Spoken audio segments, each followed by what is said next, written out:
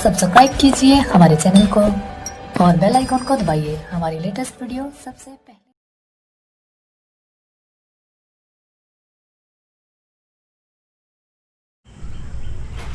हाय दोस्तों, जैसा कि पिछले वीडियो में हम आपको बताए थे टेंस पढ़ाया जा रहा था और टेंस में हमने आपको फ्यूचर इंडेफिनिट टेंस का पूरा सेंटेंस पढ़ा दिया था। आज हम आपको पढ़ाएंगे प्रेजेंट कंटीन्यूअस टेंस। और प्रेजेंट कंटीन्यूअस टेंस में सबसे पहले पढ़ने से पहले हम जान लेते हैं कि इसको पहचानेंगे कैसे। कोई भी सेंटेंस हो यदि हमको पढ़ना है तो उसकी पहचान को जानना सबसे ज्यादा जरूरी होता है। टेंस के सारे रूल का ज्ञान होने पर भी यदि हमको इसका पहचान नहीं मालूम है, जाहिर सी बात है कि हम इसको ट्रांसलेट नहीं कर सकते। इसके लिए सबसे पहले हम इसकी पहचान को जानते हैं कि कैसे पहचानेंगे इसको। देखिए, प्रेजेंट कंटीन्यूअस टेंस में कार्य का जारी होना पाया जाता है, यानी कि कार्य चल रहा होता है लेकिन कार्य शुरू होने की अवधि नहीं दी गई होती है। और इस सेंटेंस के वाक्यों के अंत में रहा है, रही है, रहे हैं, रहा हूं, रहे हूं आदि शब्द आते हैं। इसको हम एक सार्टिक के माध्यम से भी बताया था कि कैसे पहचानेंगे कि यह प्रेजेंट का कंटीन्यूअस टेंस है। फिर से समझ लेते हैं, फिर से देख लेते हैं कि प्रेजेंट कंटीन्यूअस टेंस को हम पहचानेंगे कैसे। जाहिर सी बात है, प्रेजेंट टेंस, प्रेजेंट का अर्थ होता है वह समय जो है। अब देखिए, क्लास में होते हैं, जिस दिन क्लास में आप हैं अटेंडेंस में बोलते हैं प्रेजेंट, प्रेजेंट सर यानी कि हैं। तो इसका यदि हम फॉर्म बदले तो इसका 3 फॉर्म होता है। क्या है? हूं और हो, है, हूं और हो। ठीक, एक फॉर्म और भी होता है। अब आपको ले चलते हैं आगे। कंटीन्यूअस, कंटीन्यूअस का अर्थ होता है वह कार्य जो लगातार चल रहा हो लेकिन पूरा ना हो, यानी कि कार्य जारी हो। वह कार्य जो चल रहा, इसमें हमें क्या मिला? रहा। यानी कंटीन्यूअस का अगर हम हिंदी रहा रख लें तो क्या हो गया? देख लीजिए, रहा है, रहा है, रहा हूं, रहे हो। तो ये क्या है? इसके पहचान रहा है, रहा है, रहा हूं, रहे हो। तो इस तरीके से हम इसको आसानी से पहचान सकते हैं कि यदि वाक्यों के अंत में रहा है, रहा है, या हम कह सकते हैं रहे हैं आदि शब्द आ रहा है तो दिया गया सेंटेंस आपका प्रेजेंट कंटीन्यूअस टेंस होगा। अब हम आपको इसको बताना चालू कर रहे हैं। ध्यान से देखिए हमारी वीडियो को।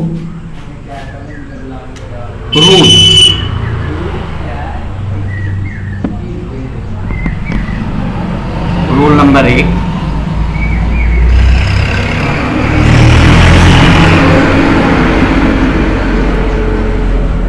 हम क्या करते हैं इसमें देखते हैं कर्ता। हमने बताया कि कर्ता प्रायः 2 प्रकार के होते हैं, सिंगुलर नंबर और प्लूरल होते हैं, एक वचन और बहुवचन कर्ता। इसके 3 नियम हो गए। सबसे पहले, यदि आपका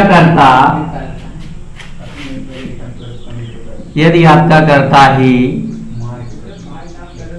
सी, इट या कोई नाम हो या कोई एक वचन करता हो तो इसके साथ हम सहायक क्रिया इज का प्रयोग करते हैं और मेन वर्ब में आईएनजी जोड़कर ऑब्जेक्ट को लास्ट में लिख देते हैं।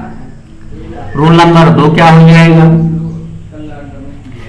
यदि आपका कर्ता आई है, केवल आई, तो इसके साथ हेल्पिंग वर्ब हम एम का प्रयोग करते हैं, मेन वर्ब में आईएनजी जोड़कर ऑब्जेक्ट को लिख देते हैं। इसी तरीके से यदि आपका कर्ता वी, यू, दे या अन्य कोई बहुवचन करता है जिसके साथ यस या यस लगा या जो एक से अधिक पर्सन का बोध करा रहा हो तो उसके साथ helping verb are, main verb में आईएनजी जोड़कर ऑब्जेक्ट लिख देते हैं। देखिए मेन वर्ब की कौन सी अवस्था का प्रयोग होगा, मेन वर्ब की पहली अवस्था का प्रयोग किया जाएगा। तो ये है आपका नियम, सीधा सीधा। और ये नियम आपको समझने में थोड़ी सी समस्या है और आपको फिर भी नहीं समझ में आ रहा कि कौन से कर्ता के साथ किस सहायक क्रिया का प्रयोग करें, इसके लिए भी हम आपको एक इजी वे बता दे रहे हैं, देख लीजिए, देखिए ध्यान से। जैसे कि इज मीन्स क्या होता है एम मीन्स होता है आर मीन्स होता है हैं या हो। तो देखिए यदि कोई सेंटेंस दिया जा रहा है उसके अंत में है आ रहा है, यानी कि रहा है, तो ऐसे में हम उस सब्जेक्ट के साथ सहायक क्रिया इज का प्रयोग करेंगे। और यह दिया गया सेंटेंस उसके अंत में हु आ रहा है, यानी कि रहा हूं, तो हूं की अंग्रेजी आई एम होती है। तो ऐसे सेंटेंस में हम दिए गए सब्जेक्ट के साथ आई एम का प्रयोग करेंगे। और यह दिए गए सेंटेंस के वाक्यों के अंत में हैं आ रहा है, जैसे गा रहा है, जा रहे हैं, पढ़ रहे हैं, या हो आ रहा है, सो रहे हो, गीत गा रहे हो, जा रहे हो, तो हैं या हो की अंग्रेजी आर होती है। और दिए गए सेंटेंस में सब्जेक्ट के साथ हेल्पिंग वर्ब आर का प्रयोग किया जाएगा। तो इस तरीके से भी इसको आप आसानी से क्लियर कर सकते हैं। अब हम आपको बता रहे हैं कि कैसे हम इसको क्या करेंगे, ट्रांसलेट करेंगे, यानी कि इसको हम कैसे अपने शब्दों में, यानी कि इंग्लिश से हिंदी में, हिंदी से इंग्लिश में ट्रांसलेट करेंगे। तो एग्जाम्पल में देख लीजिए, फॉर एग्जाम्पल में देख लीजिए, जैसे दे दिया जाए बढ़ई एक मेज बना रहा है, बढ़ई एक मेज बना रहा है। अब इसी सेंटेंस को हमें क्या करना है, ट्रांसलेट करना है।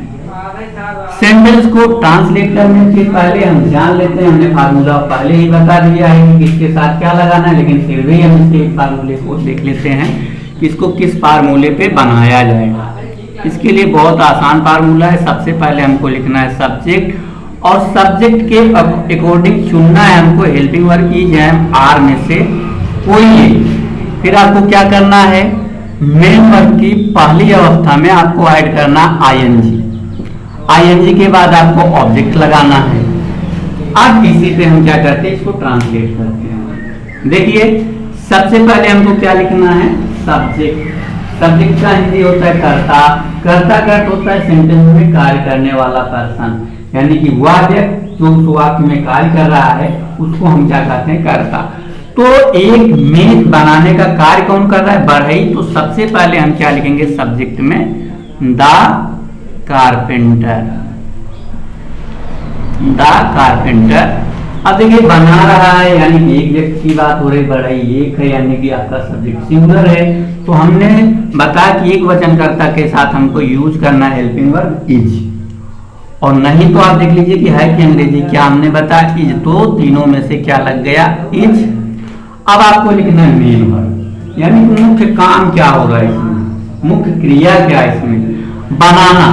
बनाना की अंग्रेजी क्या होती है, मेक, और फर्स्ट फॉर्म होता है मेक, इसमें आईएनजी जोड़नी है, तो क्या हो गया मेक, आईएनजी जोड़े तो क्या हो गया मेकिंग। और क्या बनाया जा रहा है, आपका ऑब्जेक्ट क्या है, यानी इसके लिए पूरा काम हो रहा है, कर्म क्या है, एक में। तो हम क्या लिखेंगे, ए टेबल, ए टेबल। और चूंकि सेंटेंस सिंपल है तो हम क्या लगा देंगे, full stop. The carpenter is making a table. ठीक, आगे हम लेते हैं, सूर्य पूरब में निकल रहा है, सूर्य पूरब में निकल रहा है, सूर्य पूरब में निकल रहा। देखिए इसमें सब्जेक्ट क्या है, काम कौन कर रहा है निकलने का, सूर्य। तो सबसे पहले सब्जेक्ट लिखना है, तो हम क्या लिखेंगे, द सन। सूर्य की संख्या 1 है यानी कि सिंगुलर, तो क्या लिखेंगे, इज। मेन वर्ब क्या, निकलना यानी कि राइज। और हम बता दें जिस वर्ब के अंत में ई लगा हो, आई जोड़ते समय ई को हटा देते हैं तो क्या हो गया, राइजिंग। मे की अंग्रेजी होती है इन, और पूरब का द ईस्ट, यानी कि क्या हो गया, the sun is rising in the east. आगे ले चलते हैं। मैं आसमान में पतंग उड़ा रहा हूं। मैं आसमान में पतंग उड़ा रहा हूं। अब देखिए इसमें आपका सब्जेक्ट क्या है, काम कौन कर रहा है आसमान में पतंग उड़ाने का, जाहिर सी बात है कि इसमें पतंग उड़ाने का कार्य मैं कर रहा है। तो हम क्या करेंगे, सबसे पहले सब्जेक्ट लिखेंगे, यानी कि मैं की अंग्रेजी क्या होती है, आई। और हमने बताया कि आई के साथ हेल्पिंग वर्ब आई एम का प्रयोग, नहीं तो हूं की अंग्रेजी क्या होता है आपको बताएं, आई एम होता है। तो तीनों में से क्या लगा, आई एम। अब आपको लिखना है मुख्य क्रिया, यानी कि मेन काम क्या हो रहा है इसमें, मुख्य क्रिया है आपका उड़ाना, यानी कि क्या होता है उड़ाने की अंग्रेजी, फ्लाई। और फॉर्म में फ्लाई होता है, फ्लाई आईएनजी जोड़ दिए, फ्लाइंग। और मेन के लिए क्या होता है, इन। और कहां, आकाश में, in the sky. I am flying, oh sorry, क्या उड़ा रहे हैं, पतंग। ऑब्जेक्ट क्या है आपका, पतंग, ए काइट। और कहा, आसमान में, in the I am flying A kite in the sky. अब आगे चलते हैं, आपको बताते हैं इसका नेगेटिव सेंटेंस। नेगेटिव सेंटेंस में आप देख लीजिए, नहीं तो एक सेंटेंस और भी देख लीजिए, आर का प्रयोग, यानी कि कहां पे आर का प्रयोग किया जाएगा। अब जैसे दे दिया जाए, वे स्कूल जा रहे हैं, वे स्कूल जा रहे हैं। अब इसमें देखिए सब्जेक्ट क्या है, वे, यानी कि वे की अंग्रेजी क्या होगी, दे के साथ हमने बताया कि हेल्पिंग वर्ब आर का प्रयोग होता है, नहीं तो हैं की अंग्रेजी आर होती ही है। मेन वर्ब क्या है, जाना, यानी कि गो, आईएनजी जोड़ दिए तो गोइंग। कंजक्शन इसके साथ हमेशा टू लगता है। और कहां जाया जा रहा, ऑब्जेक्ट क्या है, स्कूल, यानी कि they are going to school. अब आपको हम बता दें नेगेटिव सेंटेंस,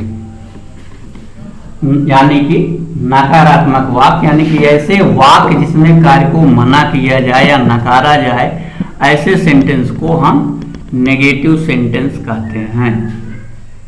नेगेटिव सेंटेंस।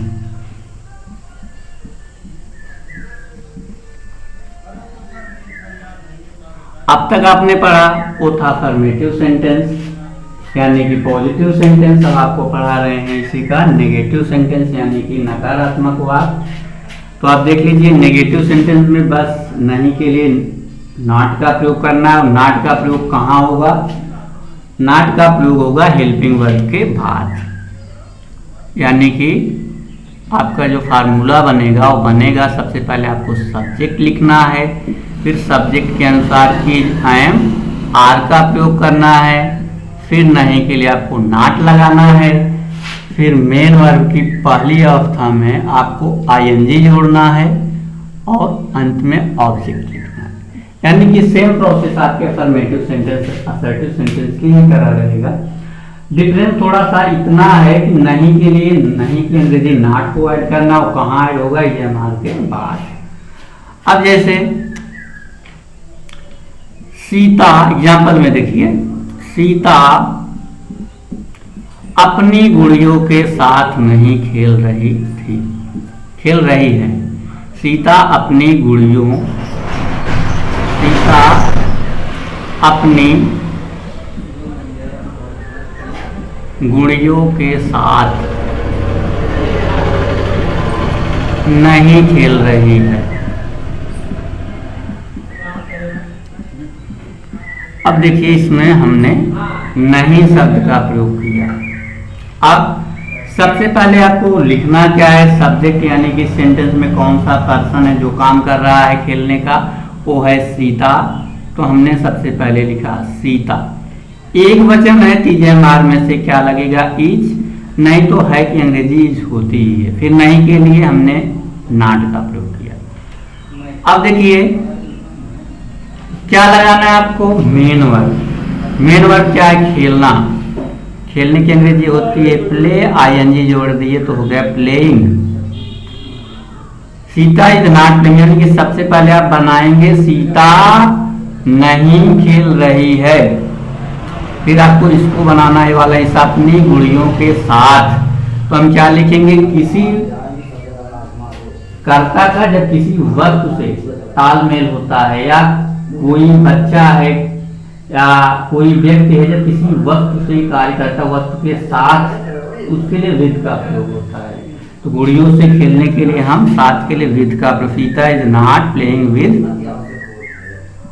अपनी गुड़ियों, तो सीता स्त्रीलिंग है, स्त्रीलिंग में अपने के साथ हर का प्रयोग, और गुड़ियों यानी कि एक से ज्यादा है तो क्या होगा, डॉल्स।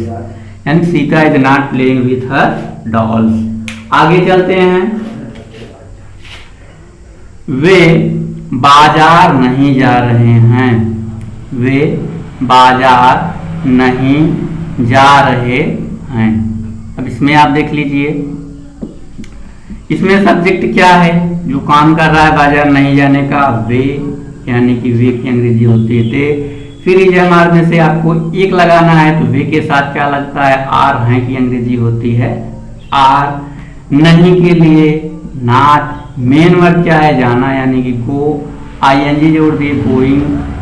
कंजक्शन टू, और कहाँ जाया जा रहा है, बाजार। They are not going to, बाजार की अंग्रेजी होती है market. They are not going to market. और भी एग्जाम्पल देख लीजिए, वर्षा नहीं हो रही है, वर्षा नहीं हो रही है। इसमें सब्जेक्ट क्या है, कुछ नहीं है। ऐसे कंडीशन में जब सब्जेक्ट ना दिया गया हो, उसमें सब्जेक्ट इट का प्रयोग किया जाता है, यानी कि इट, और इट आपका एक वचन करता है, नहीं तो आप जान लीजिए कि अंग्रेजी इज होती है, इट इज। नहीं के लिए नॉट, और क्रिया क्या है, वर्षा होना, यानी कि रेन, ING जोड़ दिए हो गया रेनिंग। यानी कि क्या हो गया, इट इज नॉट रेनिंग, वर्षा नहीं हो रही है। तो ये आपका था नेगेटिव सेंटेंस। अगला वीडियो आपको इसका जल्दी ही प्रोवाइड हो जाएगा, यानी कि इंट्रोगेटिव और इंट्रोगेटिव नेगेटिव सेंटेंस में। यदि आपको हमारा टॉपिक पसंद आया हो तो हमारे चैनल को ज़्यादा से ज़्यादा लाइक, सब्सक्राइब और शेयर करें तथा जो भी समस्या है उसको आप कमेंट बॉक्स में जरूर लिखें। जिस टॉपिक पर आप वीडियो चाहते हैं उसको कमेंट बॉक्स में लिखें, हम आपको वीडियो प्रोवाइड कराएंगे। Thank you.